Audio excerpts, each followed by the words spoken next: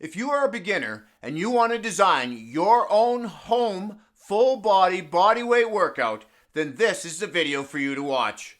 We are going to take 4 basic exercises and I'm going to show you how to choose the right rep range for you personally, as well as how to make your workouts progressive so you can get the maximum results out of your training time.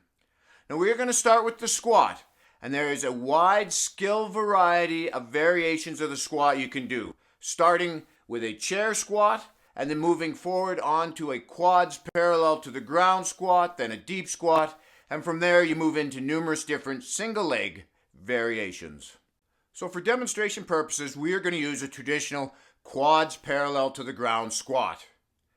Now before we even get into the program, we need to establish a baseline of performance. And we'll do this with all exercises, and we do this by doing the exercise to failure. Now with squats, failure is when you can no longer do them with good form.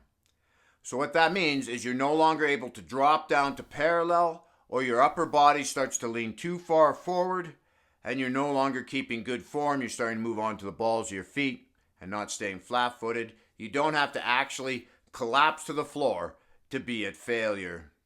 Now if you can't do 9 or 10 of these in good form, I would suggest that you do a chair squat instead. Or if you can do over 50 of these in good form, then I would suggest that you move toward more of a deep squat or possibly even a single leg version. Now before we set up rep ranges, sets, and rest periods, I would like to go over the other 3 exercises, which are bodyweight rows, push-ups, and planks. Now here we use our Liberts when we do our bodyweight rows, but if you don't own Liberts, you can always use a kitchen table or a desk, or you can even use 2 chairs and a pole of some sort, whether you get it from a broom handle. I know when I went through the house here and I looked at our broom handles, they're all this light gauge hollow metal, so I ended up having to take an ice scraper out from the garage and use it. Also with your rows, if you do them with your knees bent, they're slightly easier than with your legs straight, so just choose the variation that works best for you. As well as push-ups and planks. You can either do the traditional way with the push-ups and the planks, or you can do them from your knees if you need to. For all of these exercises, you'll want to make sure that you engage your core. And you do this by tightening up not only your midsection, but your low back, hips, and pelvic floor throughout the movement, just to stabilize your body as you're doing the exercises.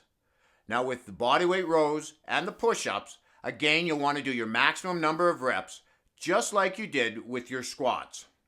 Now make sure that you allow enough time between each maximum attempt for full recovery before you try the next maximum.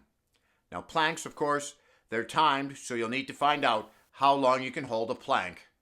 Once you have your maxes for all 4 exercises, record this information as you'll need it for the next step. And not only that, but in time you'll want to retest your maxes to determine progress. So we are going to do 3 sets of each exercise, allowing 2 minutes from the start of one set to the start of the next set. So the more reps you can do, the shorter your rest period will be. Now the easiest way to do this is to download a timer onto your phone and set it up so that it beeps every 2 minutes. It also doesn't hurt to have another sound on the alternate minute. Now with 4 exercises, 3 sets of each exercise, with 2 minutes from set to set, including active and rest time, it gives you a 24-minute workout. And once you add the warm-up in, you have about a 30-minute workout. So now it's time to do a little bit of math. So you need to take the number of reps that you could do to failure and times it by 1.2, which will give you that total number of reps plus about 20%. And then divide that by 3. And that will give you the amount of reps you're going to do for your first 2 sets on your workout. And of course with planks, it's timed. So you're taking the time and timesing it by 1.2, and again dividing it by 3. Now let's do an example.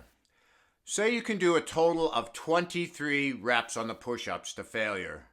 So we take that number of 23 and we times it by 1.2, which comes out to 27.6, which will round down to 27.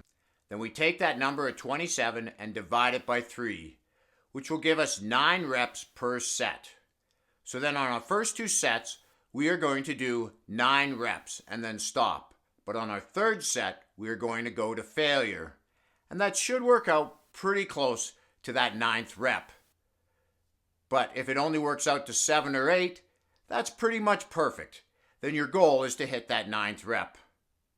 But if it ends up working out a lot higher, say like 15 reps, then we need to make an adjustment.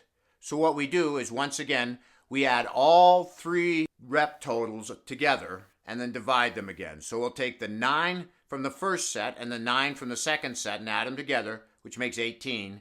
And then we'll take the 15 from the third set and add it in, which makes 33. Then we divide that by 3, which makes 11 reps per set. So then we do 11 reps on our first set, 11 reps on our second set, and then again on our third set we go to failure, which we should find this time works out much closer to that 11th rep. Now let's say you can do all 3 sets for 11 reps now, just barely getting that 11th rep, but there's no way you can get 12 yet. Well, then it's time to add another rep, but you add it to the first set. So now you'll be doing a set of 12 on your first set, a set of 11 on your second set, and then your third set is always to failure, but you're shooting for that 11. And once you can get 11 reps on that third set, then you add another rep, but this time to the second set. So you'll end up doing a set of 12, then on your second set, you'll do a set of 12, and then on your third set, again, you're pushing to failure, but trying to get at least 12 reps. And once you can get 12 reps on all 3 sets, then you add one more rep back at the beginning. Now the intent of this workout is to be done 3 times a week with at least 1 day's rest in between workouts. But listen to your body. If you are overly sore, then take the extra time to recover. Now as time goes on and your rep ranges go up, don't feel like you can't add another set. There's nothing written in stone saying it's only 3 sets. Or you can shorten the time between sets. So instead of having it 2 minutes from set to set, you can drop it to 1.5 minutes. And of course, to add variety, you can always change out the exercises a bit or try a different variation of the exercise just to keep it interesting. So we haven't talked about warm-up. Now for a warm-up, I like to keep mine fairly simple. Just do some high knees, some jumping jacks. The goal is to get the blood flowing through your body, but you don't have to do these really rapidly. You're not trying to get an aerobic workout. Just get the blood flowing. Do some arm circles as well. Forward, backwards, small arm circles, large arm circles. Just gets that blood flowing, gets you ready for exercise. Now I have to do that little disclaimer where before you start a new exercise program, you should always consult with your doctor if you are unsure whether you're able to do the program. Otherwise, this is Lawrence from Fit and 50 signing out. Keep working out or start working out with this program.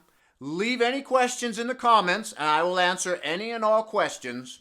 Keep having fun and we will talk to you again in that next video.